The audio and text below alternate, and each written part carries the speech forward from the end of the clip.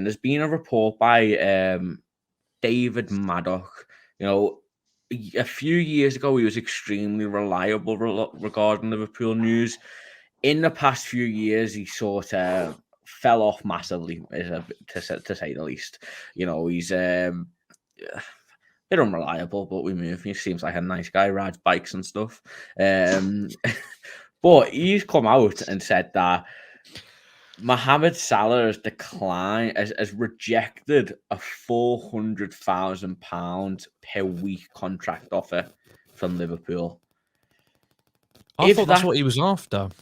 I think the whole story that he's bullshit. If we offered him didn't Salah want 420, but we'll go down to 400. Yeah. So what I originally heard was that we offered 280 with going up to 300k, and they wanted 425 going down to like 400 max. Now the story doesn't say if that's including bonuses or not. So let's just take it as it is and say that he's declined £400,000 a week, Jay. Surely you've got to move him on. You can't be giving into any more than 400k a week. I think 400k a week is a massive stretch, but to even consider paying him more than that would not just destroy the wage budget, or not the wage structure, it, you know, demolish any future big player coming in. You know, we wouldn't be able to financially afford it. Yeah, I wouldn't be giving him more than 400 grand. I even think 400 grand's high, to be honest. I think 350 with bonuses maybe, but nah. If he said no to 400 grand a month more, I'd say see you later then. To that. It's a joke, mate. Like, you're talking 2 million a month nearly. Nah. Soz.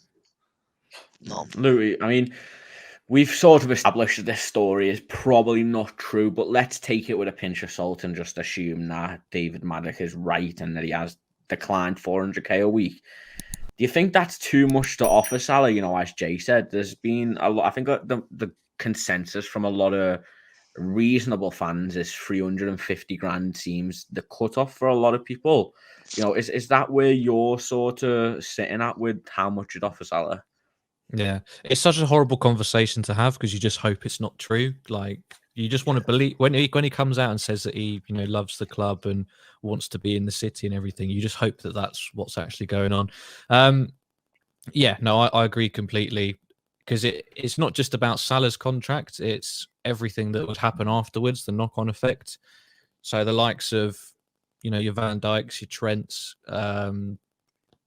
Caters, Fabinhos, they'd come knocking very soon after whenever their contracts are up for negotiation. Players like Gnabry, Rafinha, when they try and come along.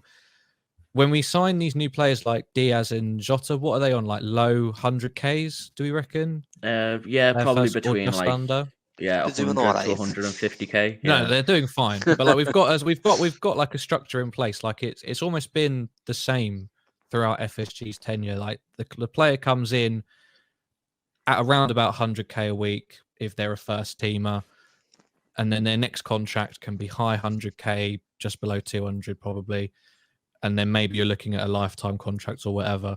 If we then give Salah 350, 400k a year, you know, the next players that we sign are going to look at that, and it'll just be that much harder to get the kind of players that we want on the deals that we're getting presently. Like if that happens with Salah, we can kiss goodbye to the likes of Diaz and Jota type players who've come in and made massive impacts for quite low fees. Yeah, Matty, I mean, you know, if we're offering 400k for Salah, why not just go and get Mbappe or, you know, any other world-class player who's going to be wanting that type of wage? You know, why limit ourselves to 400 grand a week? And if he's rejecting that, you know, well, exactly that. Like, I think with Mohamed Salah though, I'm so confident that he stays, and I think it'll probably be around the 350 grand mark. But if you think about Salah, he is obsessed with breaking records. Obsessed. He wants to retire as Liverpool's greatest ever goal scorer. You can just tell he's that type of person. And like, he loves the city. He's never had love like this. It's his best he's ever been in his career at Liverpool. So I do think he stays. Would I pay him 400 grand a week? I probably would, just because the way football's going these days, the level of player that Mo Salah is, he's probably in that 400 grand wage bracket when you look at your like your De Bruyne's and stuff. But obviously Liverpool don't operate that model, and we never will. So this is where the frustration with FSG comes in with me, really, because Liverpool, for once, have got one of the best players in the world, and we're arguing over money with them. Like, this is where Liverpool should now be a certain dominance for years to come and tying your best players down. But I don't think we'll pay him 400 grand, but I do think he'll stay. And if it's not my money, I'd pay them all 400 grand, to be honest with you. They all deserve it. They've given us the Premier League, so... How much does age come into it? Like, if he was 5 years younger and like had the same stats for the previous 3 or 4 years, and we were in the same situation, but he was 25, 26, would we be more on Salah's side, or? Yeah, I'd think so. Yeah, because of the longevity of it. I think The only a lot of problem people. with that is though, Louis, his next contract on top of that. Then you know what I mean. By the time he turns 29, 30, if he was still hitting them numbers and you're on 400, now what are you going to be on after that? Yeah, I mean, you're talking. Go on, sorry, Sal. I think age is a massive factor that a lot of people are overlooking, honestly. You know, different players hit the peaks at different, stages in the career, and we can't see the future, unfortunately. So how do we not know that Salah hasn't hit his peak now? He's going through a rough patch at the moment, but Sadio Mane was going through a rough patch a few years ago. He's still in that rough patch now. This season he's picked it back up again, but he's nowhere near what he was before. The rough patch that he was. Salah has all the qualities to be a world-class player for years and years to come. You can tell he looks after his body. You can tell that he's doing everything that he needs to do to maintain this level of dominance, but you can't see the future, at the end of the day. You look at the likes of Florian Wirtz, Chiesa, they've both done their ACL and they're both out for like a year now. What's to say that doesn't happen? And we can't be banking on that, obviously. But it's something to take in his age. If he does do his ACL, then that could come back a player, a shadow of himself. And, we saw it with Van Dijk. It's a bit different because I think, a defender is a lot less requirement on him. But you do your ACL, you have a major injury, then as a forward player, you sort of, it is like a reset all of a sudden. But I think 350 grand's the absolute max I'd go, and I think if he's refusing to go to that, I think I'd sell him and get someone. Don't you think with that fella from Egypt, though, basically confirming Salah staying at Liverpool's all but confirmed it anyway?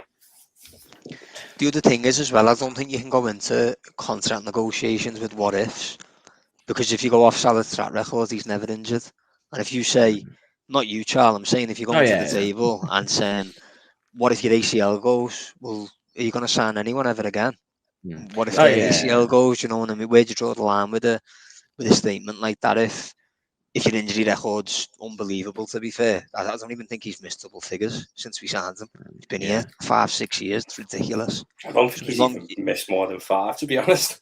I mean, that's what I mean. I'm being generous. Like saying not even double figures, that's fucking insane. 5-6 years, it's incredible, especially with a pacey player, because they tend to have problems with their hamstrings. So, I don't think that's something you go into negotiations with. I know where you're coming from, but I don't think it's something you could say to someone with Salah's track record.